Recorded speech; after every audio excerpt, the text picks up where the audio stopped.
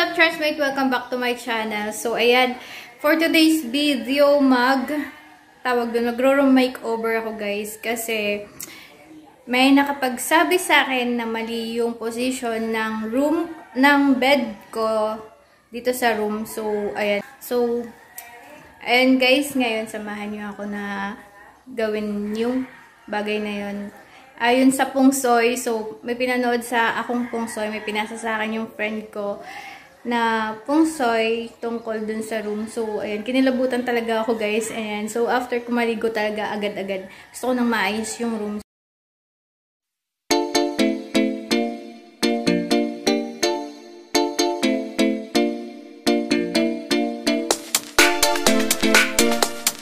So, kasi mali daw kasi tong nakaharap yung mirror dito sa bed ko. So, ayan, kung makikita nyo. So, lilipat ko siya dito sa vlogging area ko. So, ito, hindi ko pa alam kung saan nilalagay itong vlogging area na to. And then, ito din, kailangan ko nang ilipat tong play area ni baby.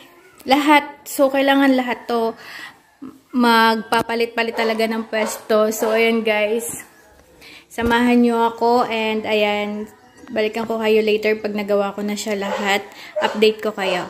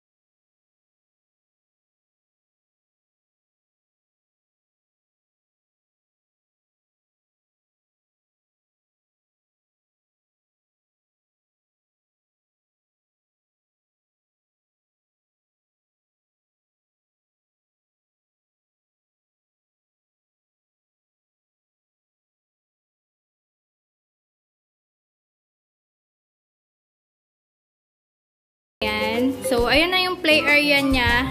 Yung before, kung saan nakalagay yung cabinet, doon na nakalagay. Andun na ngayon yung play area ni baby. So, medyo safe siya kasi malayo siya sa pinto. So, andito pa yung pinto and then nandun lang yung play area niya. So, mas okay siya. Mas okay ngayon yung arrangement. Go for me. For me lang guys ha. Hi! Baby, say hello! Wow!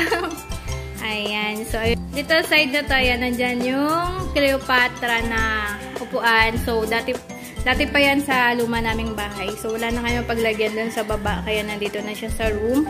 And then, ayan. So, ayan na ulit. Anyway guys, baka nagtataka kayo kung ano to. Ba't may ganito dito? Actually, puputulin ko to. Ano yan eh? Yan yung abang na cable para sa TV. Pero parang plan namin na wag nang maglagay ng TV dito sa kwarto. So, baka kakat ko na lang yan.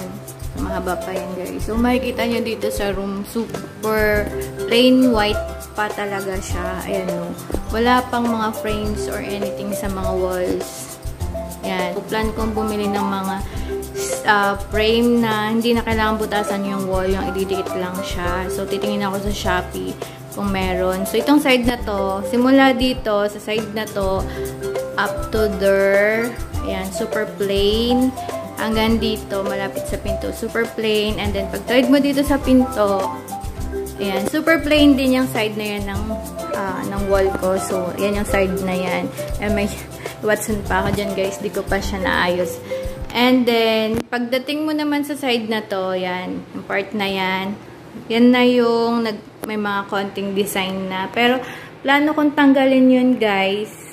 Yung, parang, ano na yan, yung, parang cubes na yun dyan. Kasi, nakalagay yan dyan dati, nung vlogging area ko pa siya. Pero, since hindi na siya vlogging area, nandyan na yung bed ko. So, plan ko siyang tanggalin. Di ko pa alam kung kailan kasi nakalimutan kong bumili ng cutter. May nagsuggest kasi sa akin na friend ko, si Mitch Elisterio, shoutout sa'yo. Ayan, so sabi niya, pagtanggal daw nitong adhesive ay kailangan ng cutter, lalagyan ng oil yata yun. So nakalimutan kong bumili ng cutter. So ayan, sobrang dikit niya kasi guys, kung mapapansin nyo, kahit ang bigat ng mga nakalagay sa kanya, hindi siya nalalaglag, hindi na-fall sa maling tao. Charot! So, ayan, nahihirapan akong tanggalin yan. So, plano ko kasi yung ilipat dito sa side na to. Since nandito na yung vlogging area ko. So, bala ko siya ilagay dyan sa side na yan. And ayan, hindi ko pa talaga siya naayos, guys. Medyo makalat pa. Kasi sobrang napagod talaga ako kahapon. Ang sakit ng katawan ko. Bigat ng mga binuhat namin ni Kuya. Kaming dalawa lang. So, medyo nabigla yung katawan ko. So, hindi ko siya natapos. And, ayan, pinag-iisipan ko pa siya kung paano siya aayusin. So, sa ngayon, sobrang medyo makalat pa siya. And eto naman, guys. Eto, bibilang ko pa siya ng puting mga stones. Kasi, ayun o, ang pangit tingnan, diba? Nakaano lang siya. Malayo sa, yung ganito niya, malayo dun sa baba.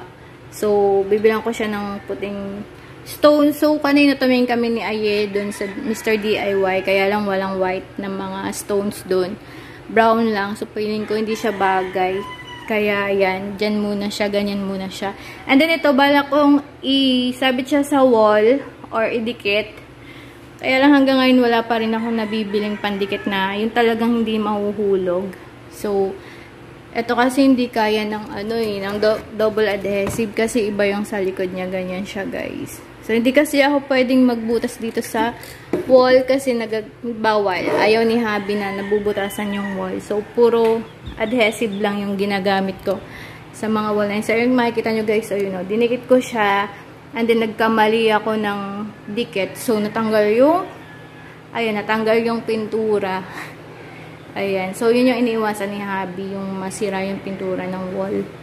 So, ayan guys. For now, yan muna yung update ko sa room. So, I hope na makabili ako ng mga pang-design para dito sa mga side na to. Yan. So, update ko kayo next time. See you again. Buyers! She's a Mona Lisa. Everyone's lining up to see her.